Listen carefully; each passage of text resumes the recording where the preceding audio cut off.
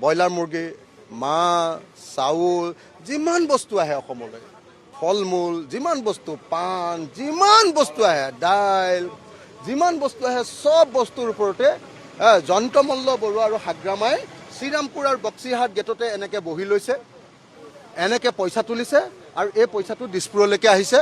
গতিকে এইটো যদি বন্ধ কৰাব নোৱাৰোঁ, অসমীয়া জাতি নাবাচে। সেইকাৰণে মূল্যবৃদ্ধি যদি ৰোধ কৰিব লাগে, জয়ন্তমল্ল বৰুৱাক গলাত ধৰি অসমীয়াই চিণ্ডিকেটৰ পৰা গুণ্ডা টেক্স লোৱাৰ পৰা ঠেলি পঠিয়াব লাগিব। জয়ন্তমল্ল বৰুৱাক যদি গলাত ধৰি এই গুণ্ডা টেক্স লোৱাৰ পৰা অসমীয়া মানুহে খেদি দিব নোৱাৰে, তেতিয়াহ'লে কণীৰ দাম 3 টকাত দি থাকক এক্সট্ৰা জয়ন্তমল্লৰ পকেটত। একদম খোলাখুলি কথা, জয়ন্তমল্ল বৰুৱাৰ পৰা অসম বচাওক।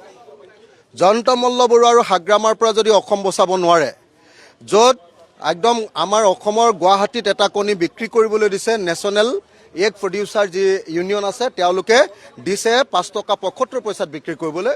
আমি কেইটকাত খাই আছোঁ? 8.5 টকাৰ পৰা 10 টকা। এই যে প্ৰত্যেকটো কণীত 3 টকাকৈ জয়ন্তমল্লই যে টেক্স লৈ আছে, গুণ্ডা টেক্স, এইটো যদি বন্ধ কৰিব নোৱাৰোঁ, অসমীয়া মানুহে কেতিয়াও কম দামত বস্তু কিনিবলৈ নাপায়।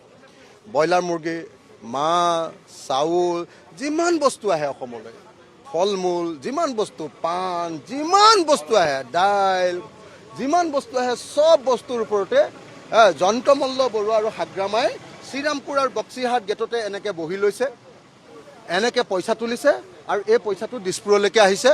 গতিকে এইটো যদি বন্ধ কৰাব নোৱাৰোঁ, অসমীয়া জাতি নাবাচে। সেইকাৰণে মূল্যবৃদ্ধি যদি ৰোধ কৰিব লাগে, জয়ন্তমল্ল বৰুৱাক